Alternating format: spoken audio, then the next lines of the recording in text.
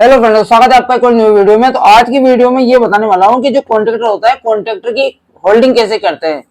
तो उसके लिए मैंने कुछ सामान लिए हुए हैं यहाँ पर। तो सबसे पहले मैं बता देता हूँ, आप इस वीडियो को बिल्कुल भी स्किप मत करना, क्योंकि इसमें सिर्फ एक स्टेप होती है जिसमें कॉन्ट्रैक्टर की होल्डिंग हो जाती है। कनेक्शन हर कोई कर देता है, बाकी होल्डिंग करने में प्रॉब्लम आती है। तो आप स्टेप बाय स्टेप पूरी वीडियो देखना, तो आपको सारी चीजें इजिली समझ में आ जाएगी। और मैं ज्यादा से ज्यादा कोशिश करूंगा कि आपको जो ये चीज मैं बता रहा हूँ ये आपको अच्छे से समझ में आ जाए। तो इसके लिए मैंने कुछ पार्ट्स लिए हुए हैं सेफ्टी पर्पस और सप्लाई के लिए। एक ईएलसी भी ले ली यहाँ पर, और इसके अलावा मैंने एक यहाँ पर लिया है कॉन्ट्रैक्टर, जो कि 3 फेस का कॉन्ट्रैक्टर है। तो इससे ही हम ऑपरेट करेंगे। और ज्यादातर मोटरें जो हमारे होल्डिंग होती है वो इससे लाइक दैट यही कॉन्ट्रैक्टर उस सब में लगता है। इसके अलावा मैंने एक ये इंडिकेशन लैंप लिया है। तो इसके साथ हमें मोटर लगानी पड़ती है, तो मोटर हम नहीं लगाएंगे, उसके लिए मैंने ये इंडिकेशन लैंप लिया है ताकि कॉन्ट्रैक्टर होल्ड होए तो हमें पता लग जाएगा।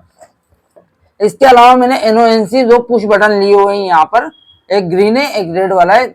तो ये कुछ मैंने सामान लिए हुए हैं यहाँ पर, इन्हीं के अकॉर्डिंग ही हम यहाँ पर कॉन्ट्रैक्टर की होल्डिंग करेंगे। अब देखिए कॉन्ट्रैक्टर काम कैसे करता है। तो कॉन्ट्रैक्टर में यहाँ जो ये आपको ऊपर टर्मिनल दिए हुए, तो ये टर्मिनल जैसे ये अंदर की साइड पुश होगा यानी कि ऑपरेट होगा, तो यहाँ से टर्मिनल से सप्लाई उठ के यहाँ पर आएगी, यहाँ की सप्लाई यहाँ आएगी, यहाँ से सप्लाई यहाँ पर आएगी। अब ये अंदर कैसे जाएगा, तो इसको ऑपरेट करने के लिए हमें 220 वोल्ट एसी सप्लाई चाहिए। तो वो सप्लाई कहां पर जाती है, तो A1 A2 कॉन्ट्रैक्टर के 2 टर्मिनल ऐसे होते हैं जिनमें सप्लाई जाती है A1 और A2। और अभी ये बता देता हूं मैं आपको, ये एनओएनसी बटन में क्या है। तो जो एनसी बटन है, तो इस बटन को बिना पुश किए ही जो ये आप 2 कॉन्टैक्ट देख रहे हो एनसी कॉन्टैक्ट, तो यहां से सप्लाई यहां तक आ रही है बिना पुश किए। जैसे इसको अंदर की साइड पुश करेंगे तो ये सप्लाई आपस में जो कनेक्शन है इसका वो कट जाएगा। और सेम उल्टा होता है एनो बटन में। एनो बटन में जैसे हम इसको पुश करेंगे तब जाके इन दोनों का कॉन्टेक्ट मिलता है, और जैसे इसको हम छोड़ देंगे तो यहाँ का कॉन्टेक्ट इसका टूट जाता है। तो ये चीज आपको क्लियर हो गई कि एनओएनसी बटन कैसे काम करता है। और कॉन्ट्रैक्टर मैंने बता दिया आपको कॉन्ट्रैक्टर किस तरह से इसमें ऑपरेट होगा। तो अब इसकी वायरिंग करते हैं हम। तो ये जो ईएलसीबी है, यहाँ हमने इसका इनपुट डाला है एमसीबी।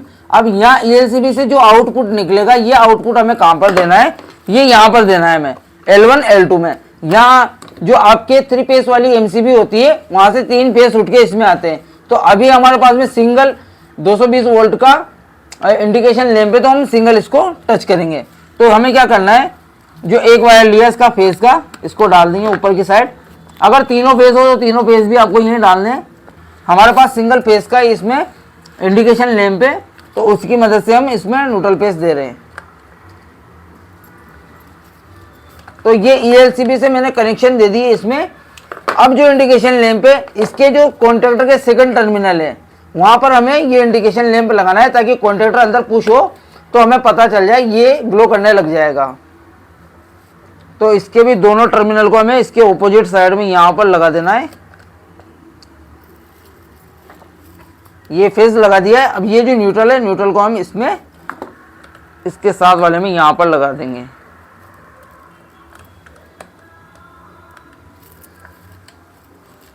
तो यहां तक तो हमारी वायरिंग ये कंप्लीट हो गई है।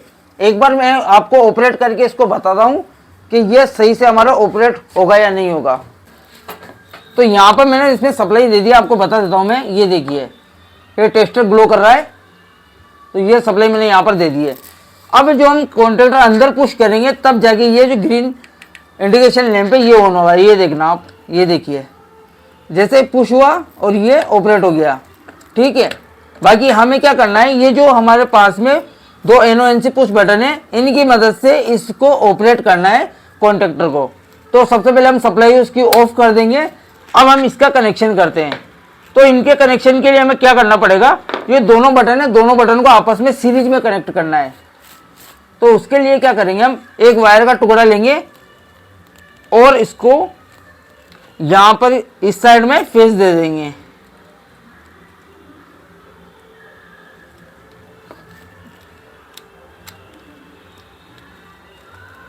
ये मैंने यहां पर एक वायर दे दिया इसमें। अब इस वायर को ले जाके हम यहां जो हमारे एमसीबी का आउटपुट था इसके साथ इसमें कनेक्ट कर देंगे।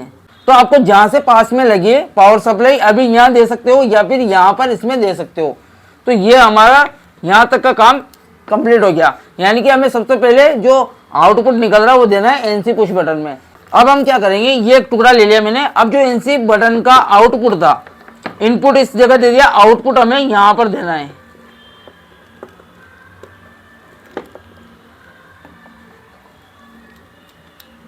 ये आउटपुट हमने यहां पर दे दिया है।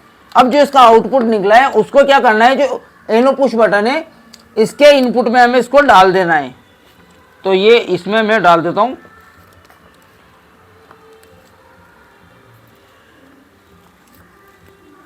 ये मैंने यहाँ सीरीज में इसको कंप्लीट कर दिया है। तो ये एक वायर का टुकड़ा और लिया मैंने, जो कि एनो बटन के आउटपुट में लगा दूंगा।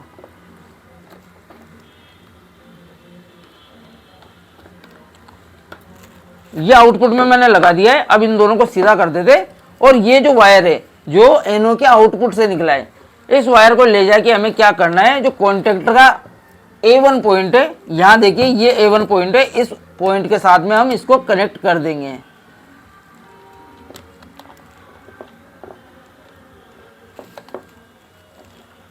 ये मैंने यहाँ पर कंप्लीट कर दिया इसको।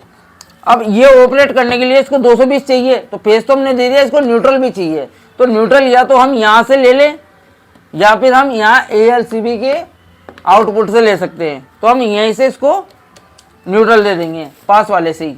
तो एक वायर का टुकड़ा मैंने और लिया और इसको लगा देंगे हम यहाँ पर A2 पॉइंट पर। न्यूट्रल जहाँ से आपको सप्लाई पास में लगी हो वहाँ से आप उठाकर दे सकते हो। ये यहां पर लगा दिया मैंने इसमें। अब ये क्या करेंगे हम, जो ये न्यूट्रल आ रहा है ये पास में हमें लग रहा है, तो यहीं से हम इसको यहां पर डाल देंगे।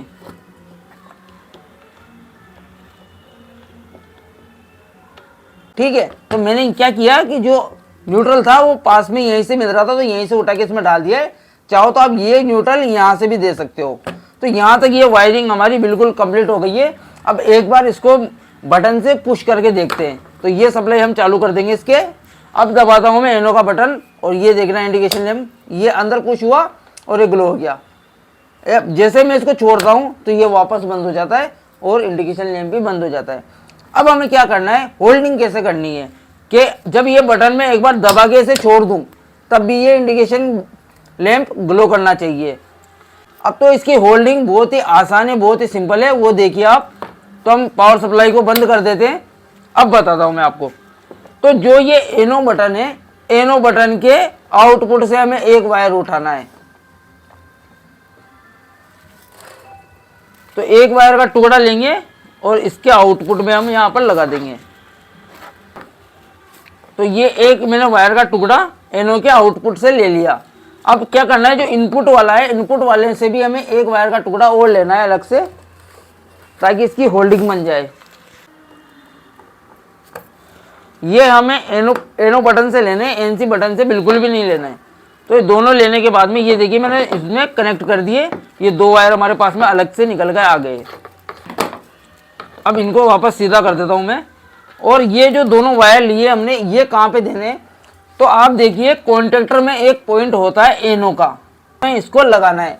बहुत से जो कॉन्टेक्टर होते हैं उनमें एनो का नहीं होता, तो उसमें क्या करना पड़ता है, एड ऑन ब्लॉक आता है एनो का, तो वो हमें इसके साथ अटैच करना होता है। तो अब क्या करेंगे, एनो का जो ऊपर वाला पॉइंट है, इसमें जो हमने ये दो वायर लिए थे, इसमें से एक वायर को यहाँ पर इसके साथ डाल देना है। तो ये वायर लगा देते हैं हम यहाँ पर।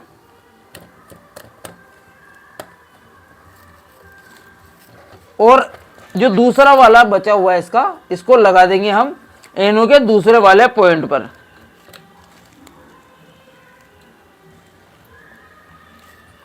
ठीक है, ये यहां पर हमने इसको डाल दिया है। यानी कि जो एनो बटन से दो एक्स्ट्रा वायर उठाए थे उनको हमने एनो के दोनों पॉइंट पर एक एक पॉइंट पर डाल दिया है। अब देखिए चला के देखते हैं इसको, तो ये ऑपरेट होता नहीं होता। तो ये दबाया, ये ऑन हो गया है। ठीक है, अब एक बार इसको वापस से हम बंद करके देखते हैं, ये बंद हो गया। फिर जैसे इसको हम प्रेस करेंगे तो ये ऑपरेट हो गया है। फिर प्रेस करेंगे तो पिछली बार क्या हो रहा था, जैसे हम इसको दबा के छोड़ते थे तो एक बार इंडिकेशन ऑन होता था, कॉन्टेक्टर ऑन होता था, फिर बंद हो जाता था। अब इसको हम दबा के रखेंगे, एक बार दबा के छोड़ देंगे तो ये ऑपरेट हो गया, और जैसे रेड वाले को एनसी बटन को हम दबाएंगे तो ये बंद हो गया। तो ये इस तरह से वर्क करता है। होल्डिंग इस प्रकार से होती है। तो हमें होल्डिंग के लिए कुछ नहीं करना पड़ता। सिंपली क्या है कि जो एनो बटन होता है, एनो बटन से दो इनपुट और आउटपुट से एक एक वायर उठाएंगे और उनको कॉन्टेक्टर के एनो बटन में यानी कि एनो टर्मिनल में हम एक एक साइड दे देंगे तो ये होल्डिंग हमारी कंप्लीट हो जाएगी। अब ये देखिए, एक बार दबाया ऑन हो गया, इसको दबाया ऑफ हो गया। तो इस प्रकार से इसकी होल्डिंग होती है। आई होप आपको समझ में आ गया होगा कि किस तरह से जो कॉन्टेक्टर होता है उसकी होल्डिंग की जाती है। तो मिलते हैं आपसे एक और नेक्स्ट वीडियो में, तब तक के लिए जय हिंद जय भारत।